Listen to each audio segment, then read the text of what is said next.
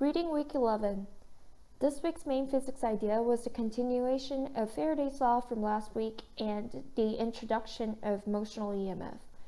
So Faraday's law was used in current carrying coil to find the total EMF, which is equal to the number of loops in the coil times the magnitude of d flux over dt. And we also found out that coil can also act as a source of B field, and we looked at solenoid, which is kind of like a coil, but in a way that the radius is much less than the length. And we know the B field outside of solenoid is equal to 0, and B field inside is mu sub 0 times number of coils times current over the length. And we also found out that we can induce EMF just like how we induce current, and this is done by either changing the area of the loop or changing the n hat, which is the normal unit vector that is pointing out of the loop, in order to find the change in flux.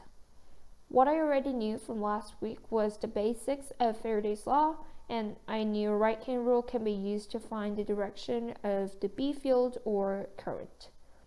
But what I did not already know was the difference between coil and solenoids. I didn't even know solenoids were such a thing. And I also learned that we can induce EMF just like how we induce current, and this is shown on the right with the picture of changing area that is causing the induced EMF. Something interesting that I learned this week was that coil can also act as a source of B field.